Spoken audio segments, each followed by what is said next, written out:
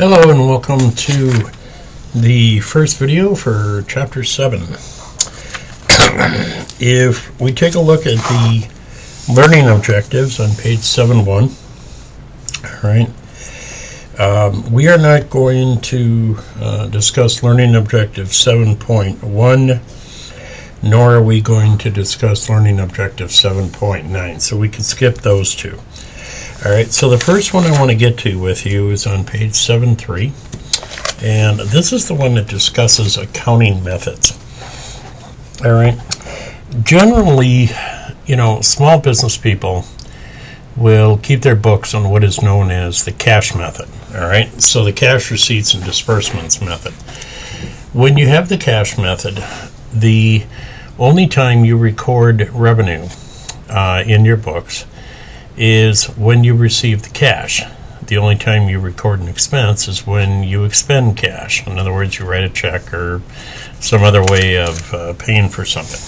All right, it's very, very simple. The only problem is it doesn't work for most businesses. All right, as we learned in Accounting 101, if you took that course, all right, most businesses will use the accrual method of accounting.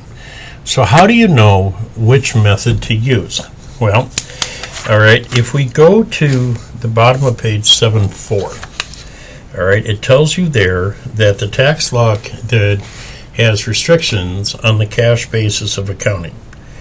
Okay, all right, regular corporations, okay, that would be subchapter C corporations that we'll talk about in chapter 11. Partnerships that have a regular corporation as a partner, and tax-exempt trusts with unrelated business income cannot use the cash method. All right.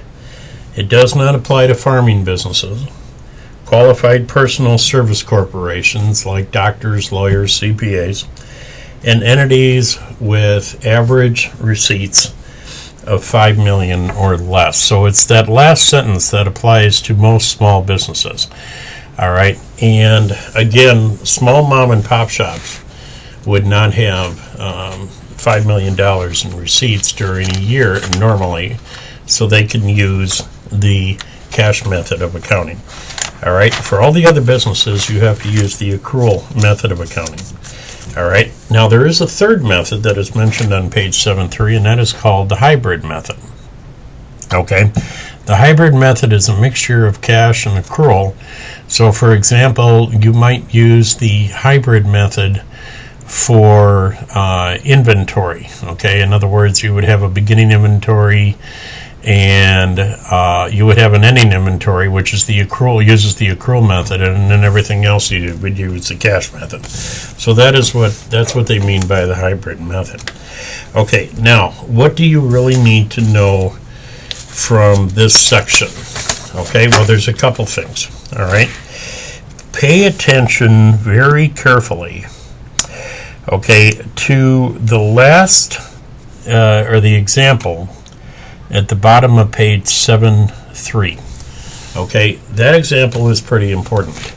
The IRS requires that if you receive any form of payment which covers more than a month in advance, you have to claim all of that income in the year that you received it. Now, this is what is different from financial accounting. So, for example, let's say you leased out part of your building to a tenant on July 1st, okay, and they paid you a year in advance. All right. You normally, by the end of your fiscal year, if it ends in December, you would have recognized 6 months worth of revenue for the months of July, August, September, October, November, and December. And then you would still have 6 months left on the books as an unearned revenue, okay? But under tax accounting, all right, you have to claim all 12 months as income, okay? This will be on your quiz, it'll be on your test, so please make sure you make a note of that. On the other hand, okay, if you are the one who is paying something in advance, you have to use the accrual method to account for it if the payments are for more than a month in advance.